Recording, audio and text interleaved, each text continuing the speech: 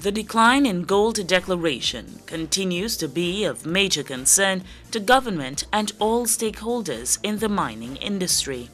While the latest figures point to a 16% decline in gold declaration, the Ministry of Natural Resources and the Environment and its agencies remain committed to providing support to the sector in an effort to improve its performance.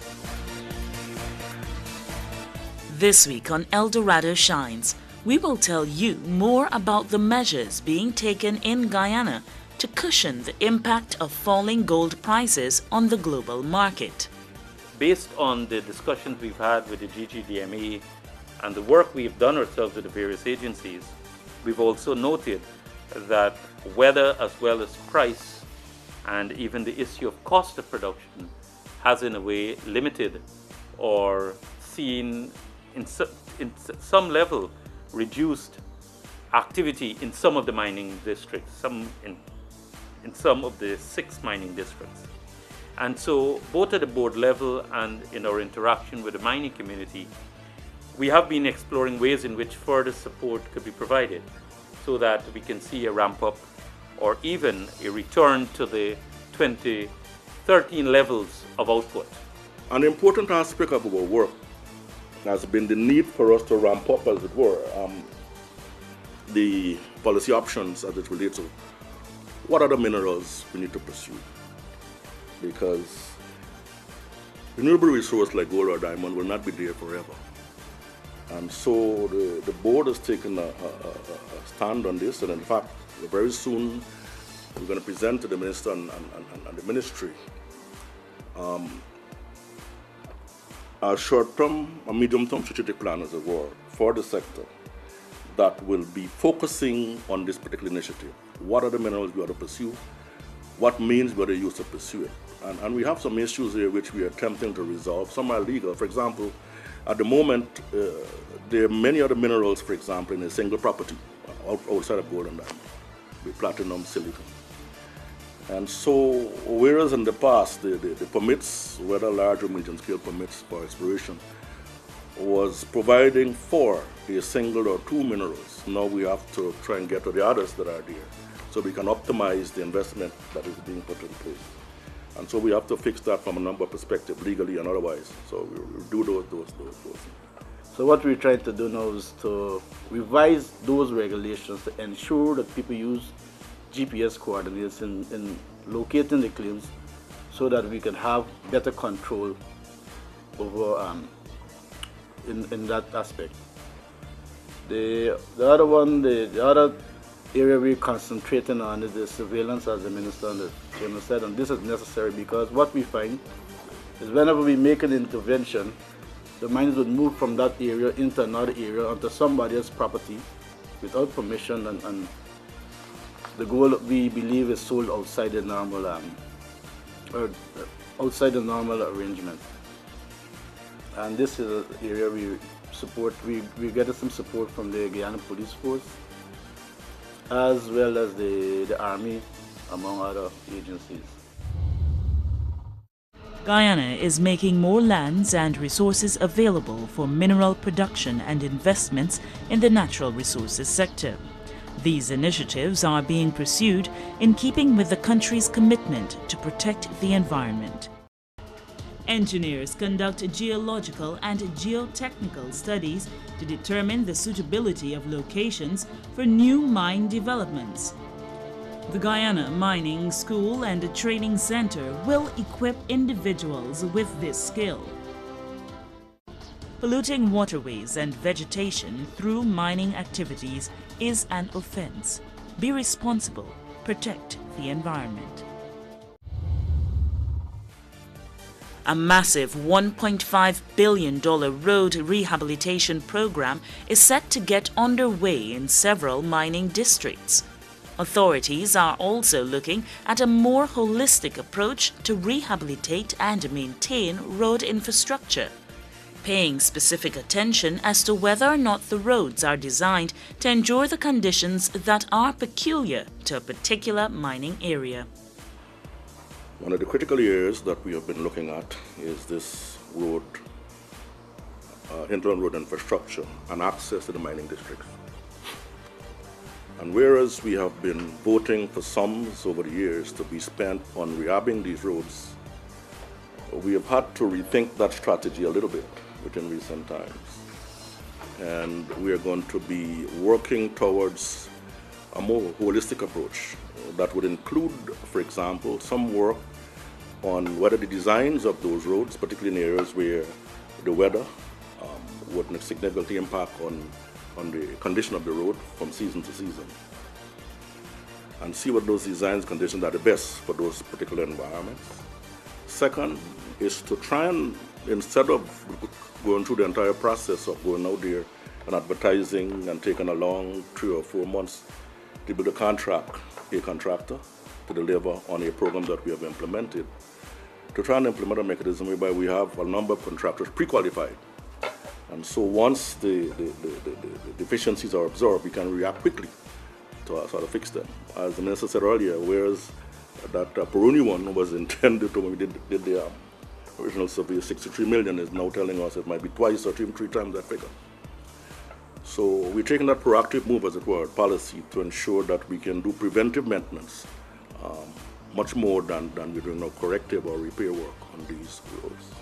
The Guyana Geology and Mines Commission, GGMC, is hoping to implement a mechanism that would allow for a number of pre-qualified contractors rather than having to wait for the contract awarding process to be completed. The urgent need for a national land use policy is recognized by the government of Guyana, and it is hoped that the plan could act as a catalyst to speed the finalization of this policy and the development of integrated land use planning in Guyana. As every other income earner, persons engaged in gold and diamond mining must honor their tax obligations. Miners who employ operators, cooks, divers, and other tributers, as they are commonly known, are required to deduct 10% of the 30% income tax from the earnings of tributers and remit same to the GRA. Tributers are required to pay the 20% balance of taxes to the GRA on or before April 30 of each year where applicable. For more information, call 227-6060 extensions 1200 to 1204. The mining and quarrying sector is expected to return a moderate growth of 2.8% in 2014. Gold, which is the dominant factor in this sector, is targeted to produce 484,562 ounces, a moderate growth of 0.7%, reflecting the volatility of world market prices and consequent impact on investment and production. A competitive and open auction for mining lands will be conducted, and lotteries for new mining lands in the mining districts will be held on August 18. Some of the issues that have been identified by the mining community has been, one, the availability of more mining lands for both small, medium, as well as large-scale miners. And what have we done in this regard? First and foremost, after several years, we have concluded, based on the work done by the Closed Area Committee, chaired by the chairman of the GGMC board, we have concluded preparations and plans to launch the first auction. For the small miners themselves too, especially persons who say, well, we do not have lands to work on, we have lotteries in the 6 mining districts, and these lotteries are scheduled for the 18th of August. And so these 2 important activities will see hundreds of individuals who will now have, who do not have and currently do not have access to their own properties, will be able to be given the opportunity. Illegal mining, we have taken a totally new strategy, and we're hoping that we can get some of the areas, the residents within the mining districts to help us. Because as you know, it's a very difficult thing to go in there and to take action like seizing a piece of equipment and to get it out.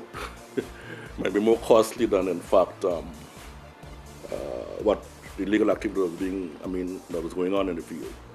So So we have to find out new strategies, and one of which the Minister indicated will be this year's surveillance, which we will start pretty soon, and which will be random, so you won't know where we're going and when. So you can't necessarily predict and disappear once we arrive. An important aspect of our work has been the need for us to ramp up, as it were, the policy options as it relates to what other minerals we need to pursue. Because renewable resource like gold or diamond will not be there forever. And so the board has taken a stand on this, and in fact, very soon we're going to present to the minister and the ministry a short-term, a medium-term strategic plan, as it were, for the sector that will be focusing on this particular initiative. What are the minerals we ought to pursue? What means we ought to use to pursue it? And we have some issues here which we are attempting to resolve. Some are legal. For example, at the moment, there are many other minerals, for example, in a single property outside of gold and diamond, with platinum, silicon.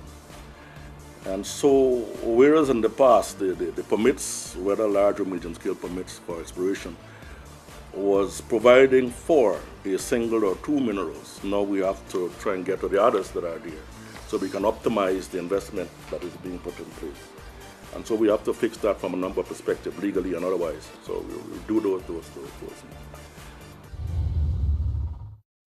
The Ministry of Natural Resources and the Environment is creating conditions for the responsible and sustainable exploitation of the country's natural resources. Operators are encouraged to mine with the environment in mind. Each year, approximately 2,500 tons of gold is mined throughout the world. South Africa leads the world in gold mining, and the US, Russia, Canada, and Australia are also major producers. Gold is distributed widely over the earth, and gold mining is pursued in most countries with some success. A career in mining and mineral engineering is never boring. Mining engineers are responsible for the planning, preparation, design, and construction of a mine, its facilities, and the extraction of all metal and non-metallic materials. GGMC has so far issued 727 medium-scale prospecting permits from January to May 2014. We've been very diligent and very proactive in terms of processing applications and processing necessary permits. And I can give you an example. Take, for instance, the prospecting permits medium scale, which is called PPMS. The GGMC has been able to issue 727 within the January to May period. And this is in fact a 68% increase on what was processed for the same period last year. If we look in terms of mining permits, 469 mining permits were issued, and this accounts for an increase of 89.6% for the same period last year, and we're talking about January to May. And if we look in terms of prospecting licenses, the board, based on the work done by the GGMC board, 18 were approved. Again, this represents a significant increase, but this time 38% increase or above what was processed and approved for the same period. What these allow us to, one, in terms of promoting our quest to have legal mining activities, reducing the delays and reducing the reasons for persons to be engaged in illegal mining activities, and thus, one, denying the state of revenue, breaching our Mining Act and relevant regulation, but also ensuring that we have environmentally sound mining and mining that can be properly managed. We have also had to ensure that the mining districts are supported by facilities that which the mines officers can occupy and provide service at site for the miners. And so that is why the expenditure in that area also has gone up in terms of making these facilities responsive to the needs of the miners, as well as to have information there that is sufficient to allow them to go there and apply their trade. Minister went at length to explain to you what are some initiatives we have taken to deal with the question of new areas for mining, the medical information that is required, obviously, as best as we can, to ensure that the areas that are being sort of made available does in fact present the best option for finding gold and diamonds. So that with these interventions, we are almost certain that by the end of the year, we ought to be able to return at least to last year's performance in terms of production and recoveries. Despite challenges over the year, the prospects for large-scale gold mining in Guyana are still very real. Notably, the Guyana Goldfields and Troy Resources projects are set to come on stream in late 2014. The Guyana Gold Board believes that long-term relationships of trust and respect must be established between stakeholders in order for a growing gold mining economy like Guyana to be sustained. As every other income earner, persons engaged in gold and diamond mining must honor their tax obligations.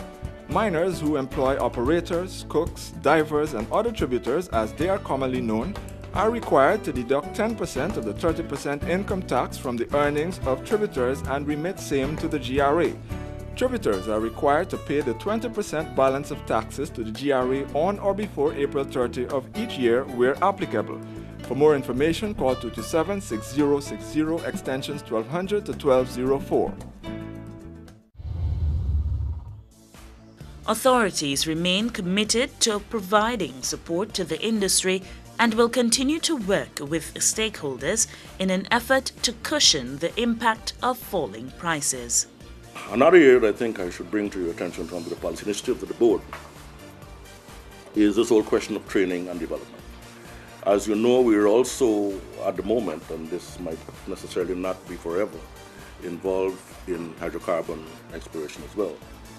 And during a recent visit that Ness and I made to Calgary, which, as you know, Canada is one of the centers of excellence in terms of the performance of this sector, to have some arrangement and agreement with them to allow us to work with them in terms of the regulatory side, as well as for expertise in ensuring that what happens out there in our rigs, even during the exploration stage, we have the fullest opportunities for exposures and competence. We are also in the business of low carbon strategy and from development initiative. And some people are saying that the two things are so diverse that they are contradictory to each other. And therefore, gold mining should step aside for forestry and forest activities. We don't share that view, and therefore we're trying to get some expertise also to help us how to craft a policy that will engage us in both activities in an optimum way and satisfy a multi-objective approach. The social component of the work that we do in facilitating and encouraging responsible mining is very important. And the officers themselves who go out, there's a lot of interaction, both by the officers at the GGMC, you have forestry officers, and you have officers who belong to the agency outside of the sector, whether they're from law enforcement or they're doing various other types of activities. So you have this informal as well as this formal type of interaction. The Ministry of Marine Affairs also very crucial in this regard, and ensuring that the activities, they do not impact negatively on the social and developmental well-being of adjoining communities. At the end of the day, what you seek to do is to bring development and benefits to those communities. If you're mining an adjoining community, you hope that they will flourish, that you hope that they will directly benefit. So there is that encouragement, not only respected, but also in a material way, in terms of jobs, in terms of opportunities, and even looking at activities in terms of after mining, because you don't want communities to, as it were, to disappear, to dwindle in both economic and social strength after mining would have ended. But you also use mining to facilitate successor activities, so these communities can continue to be viable and to be occupiable, as it were, in this regard. So there is that thinking, there is that outlook. So it is not ignored. We can always say that more needs to be done, but it's not a factor that is being ignored in our work and what we do. The Guyana Gold Board provides functional services to other organizations such as the Guyana Geology and Mines Commission, the Guyana Revenue Authority, and the Natural Resources and Environment Ministry.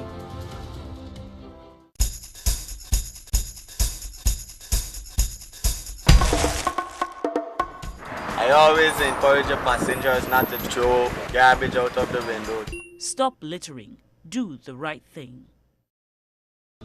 Guyana is pushing for human resources development in the extractive sector so that miners can be better equipped with the knowledge of effective mining practices on a world-class level. Pick it up, Guyana, pick it up now. From the Baccarimo straight to the quarantine. Pick it up, Guyana, pick it up now. Keep Guyana green and litter free. Pick up your mind, new attitude, recycle, reduce and then reuse. Pick it up, make me start anew. Yes, me and you and you. Clean up your environment. Recognizing the need for a national response to the growing problem of garbage pollution, the Pick It Up Guyana campaign was launched in 2012. Across Guyana, citizens were encouraged to be more responsible and conscious of the damage littering can cause to the environment and their health. Since its inception, Pick It Up Guyana has received tremendous support and has achieved its major objective, which is educating the public about solid waste management issues. Over the past 2 years, we've received a lot of support from communities and non-governmental organizations who've made a number of requests to have support of their cleanup drives within their various communities and areas. Pick It Up Guyana is currently recruiting volunteers to be an extension of the program in the communities where they live. Stop littering. Teach your children that littering is wrong.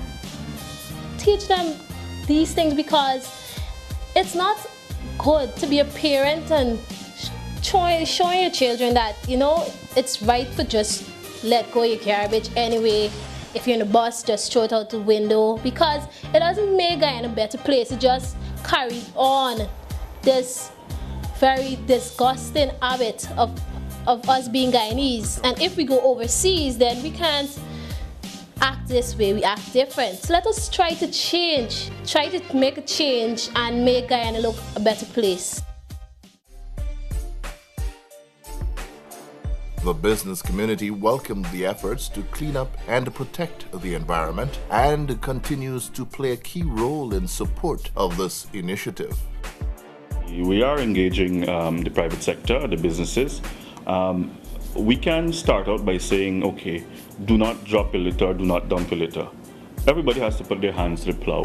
We would have had several companies coming on board to support the initiative by way of injecting monies into the fund. We've had some companies assisting us with providing the waste collection receptacles. What we're working on is what we call community pride programs. So we're going to have discussion, one-on-one discussion with key business people and encouraging them to come together and form what is probably a Guyanese Businesses Against Litter. Something to that effect. So they are meeting, organizing themselves and working to ensure that the communities that they operate are kept clean and managed. So they have an oversight of the issue we have with the vagrants and so on in the streets. They can keep an eye on that and ensure that it doesn't occur. The litter situation has reached crisis levels, particularly in Georgetown. And we've already started to see some of these effects in terms of drains being clogged up, rainfall for just a few hours, and the cities are flooded. So in terms of keeping the environment clean, it's not just a matter of us not littering and you know, persons being brought before the purview of the courts. It's a matter of comfort, it's a matter of safety, and most importantly, it's a matter of universal health for all citizens. While authorities are continuing to take steps to restore and maintain a clean environment, remember, we all have a role to play. Stop littering. Do the right thing. To learn more about the new litter prevention regulations, visit the Ministry of Natural Resources and the Environment's website at www.nre.gov.gy and click on the link Pick It Up Guyana. As every other income earner, persons engaged in gold and diamond mining must honor their tax obligations. Miners who employ operators, cooks, divers, and other tributers, as they are commonly known, are required to deduct 10% of the 30% income tax from the earnings of tributers and remit same to the GRA. Tributers are required to pay the 20% balance of taxes to the GRA on or before April 30 of each year where applicable. For more information, call 227-6060 extensions 1200 to 1204. Check us out on the internet for this and every episode of Eldorado Shines. Just go to YouTube, search for Eldorado Shines and start watching, or like us on Facebook and receive instant updates. You've been watching Eldorado Shines. Join us again next week for another program. Until then, do remember that we all have a role to play in protecting the environment.